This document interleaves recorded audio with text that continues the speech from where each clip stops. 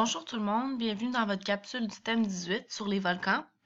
C'est un thème important. Je vais y aller assez rapidement, mais vraiment c'est super important de faire une pause, de réécouter certains segments parce qu'en classe, ce cours-là prend 1 heure et quart et là, il va prendre à peu près 15 minutes.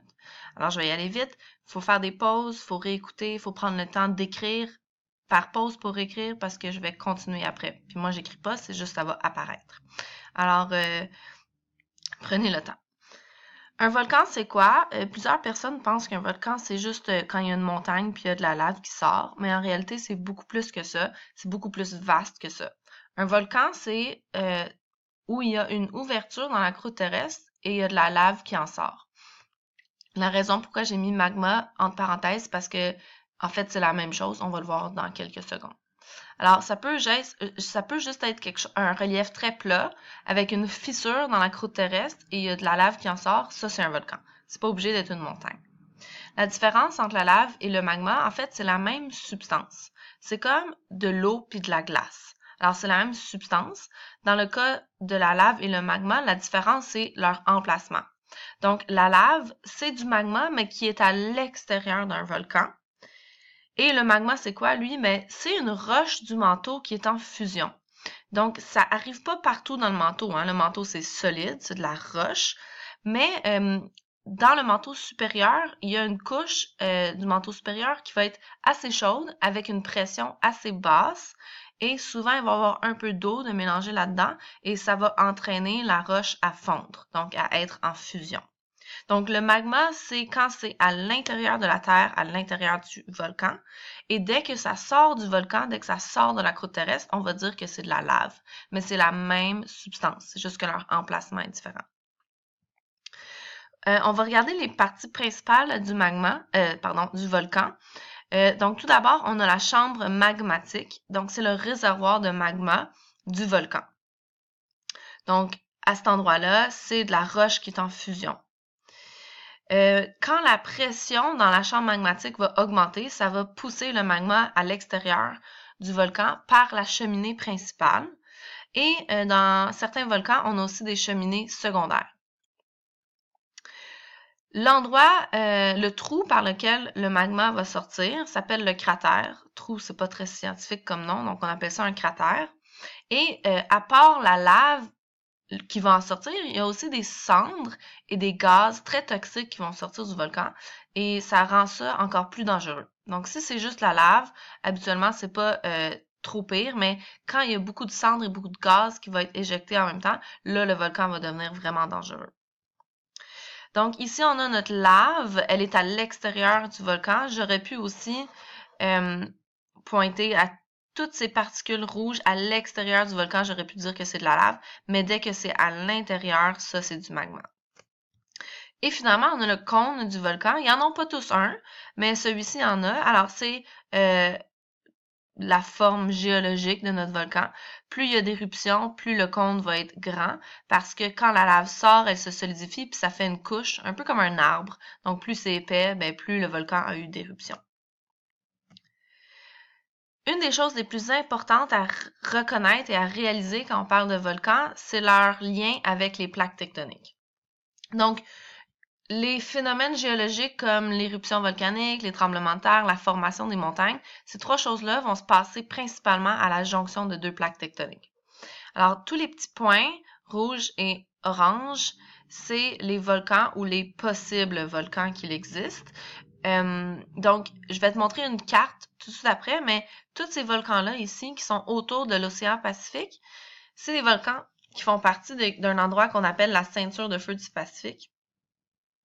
Et ce sont tous des volcans issus de subduction. C'est un mot qu'on va apprendre aujourd'hui.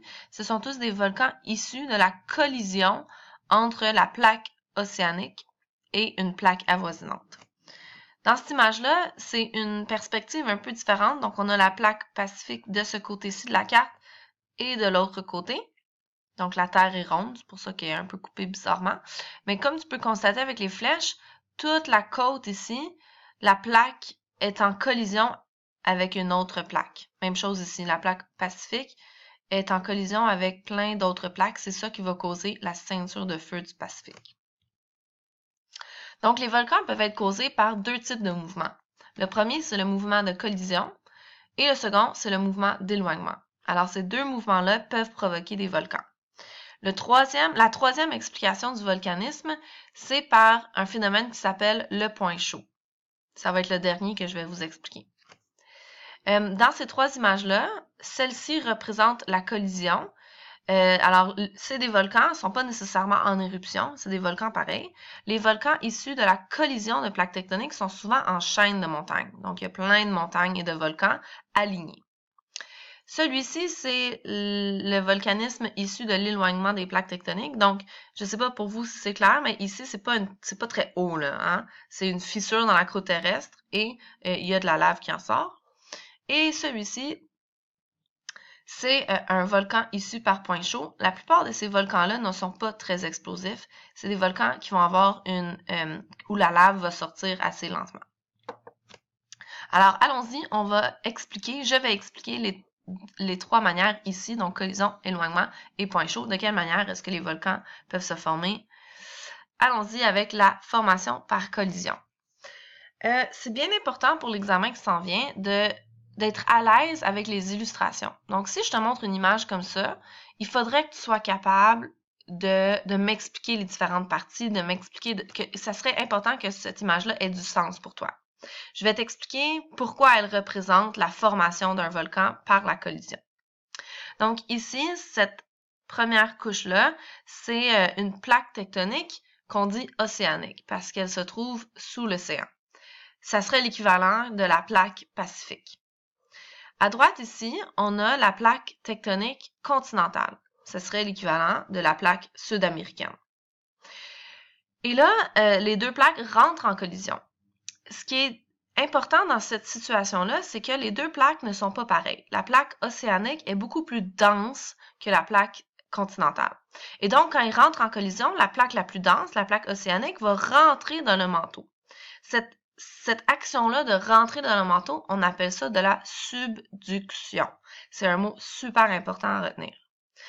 Quand la plaque tectonique rentre dans le manteau comme ça, elle entraîne avec elle des petites particules d'eau.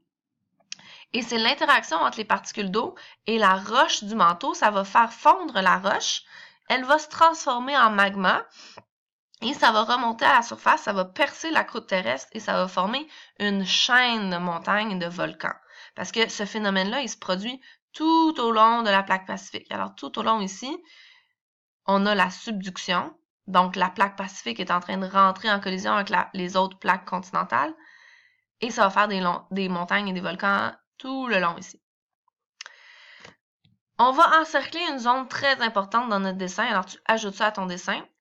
Cette zone-ci s'appelle la zone de subduction. Alors, j'ai mis en gras notre mot super important. La zone de subduction, c'est le mot scientifique pour dire là où la croûte océanique ou la plaque tectonique océanique retourne dans le manteau. Et quand ça retourne dans le manteau, on dit que la croûte terrestre se recycle. Elle revient dans le manteau. Et là, encore une fois, on a nos petites particules d'eau qui interagissent avec le manteau, qui transforment ça en magma, puis que ça remonte pour former des volcans. Donc, dans les comme 4-5 lignes qui sont en dessous de ce dessin-là, tu vas t'écrire ce texte-ci. Lors de la collision, la plaque tectonique océanique glisse sous la plaque tectonique continentale, car la plaque tectonique océanique est plus dense. La plaque océanique entraîne avec elle de petites particules d'eau avec elle dans le manteau, ce qui fait remonter le magma à la surface, et donc ça crée des volcans. C'est beaucoup d'informations. Prends le temps de réviser cette partie-là. Tu dois être vraiment à l'aise avec cette explication-là. Alors, explique-la à un de tes parents. Demande-lui de te poser des questions sur cette explication-là. Par exemple, ton parent pourrait te demander « Oui, mais pourquoi la plaque océanique descend, elle? Pourquoi c'est pas l'autre? » Des questions comme ça. OK? Moi, je vais poursuivre avec la formation par l'éloignement des plaques et je vais commencer avec une petite vidéo. En classe, je fais une animation, mais c'est plus facile en capsule de te montrer une vidéo. Alors, si on se souvient bien, dans le manteau, le manteau est en mouvement et on appelle ce mouvement-là le mouvement de convection. Alors, c'est illustré ici. Et quand le manteau monte à la surface, ça l'entraîne la plaque tectonique à se séparer. Donc, ici, cette plaque tectonique-là s'en va à droite et celle-là s'en va à gauche. Ils se séparent. Elles se séparent. Et quand ça se sépare, ben, tu le vois en ce moment, le manteau, il va se transformer un peu en magma ici parce qu'il y a de l'eau qui va rentrer. Ça va, de l'eau qui va rentrer, des mini gouttelettes, là, hein? C'est une petite interaction. Le magma va remonter à la surface. Mais dès qu'il remonte à la surface, ça se fige et ça fait partie de la nouvelle croûte terrestre. Donc, l'éloignement des plaques tectoniques, c'est une ouverture. Le magma va sortir, donc on va avoir un volcan. Mais en même temps d'avoir un volcan, la lave va se solidifier et ça va créer de la nouvelle croûte terrestre. Donc, dans la subduction ici, on dit que ça recycle la croûte terrestre, mais dans l'éloignement des plaques, ça va créer de la nouvelle croûte terrestre. Alors, on va regarder notre dessin ici. Encore une fois, tu dois être à l'aise avec un dessin comme ça. Ici, en bas, on a d'illustrer le mouvement de convection qui est super important. C'est ça qui va provoquer tous les déplacements des plaques tectoniques. Dans cette illustration-ci, ça provoque l'éloignement parce que cette plaque-là s'en va à droite, cette plaque-là s'en va à gauche, il s'éloigne et ça donne l'opportunité au magma de remonter à la surface. Alors ici, tu vas t'encercler cette section-là du dessin et tu vas t'inscrire que ça crée un volcan et que ces volcans-là, on leur donne un nom spécial qui s'appelle dorsale océanique.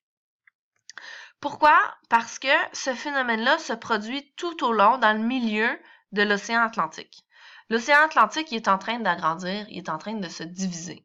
Alors, de ce côté, ça s'en va vers la gauche, de ce côté, ça s'en va vers la droite, et tout au long du milieu de l'Atlantique, on dirait qu'il y a comme une colonne vertébrale, une colonne dorsale. Puis c'est de là qu'il vient son nom. Alors au milieu, tu as une immense, longue chaîne de volcans sous-marins issus de la séparation, de l'éloignement de ces deux plaques-là. Donc de la plaque nord-américaine et de la plaque eurasiatique, par exemple. Et on se rappelle que c'est à cet endroit-là que la croûte terrestre est créée. Donc elle est créée ici, et quand elle va retourner dans le manteau, mais elle va être recyclée. Voici le petit texte résumé que vous devez écrire. À cause du mouvement de convection dans le manteau, alors ici, les plaques peuvent s'éloigner. Quand elles s'éloignent, une ouverture de la croûte terrestre permet au magma de remonter à la surface. Ping! Ceci crée un volcan et de la nouvelle croûte terrestre. Voilà, alors le reste du thème 18 sera dans une prochaine vidéo. Encore une fois, prenez le temps, réécoutez, c'est beaucoup d'informations et il faut tout comprendre. Bonne chance!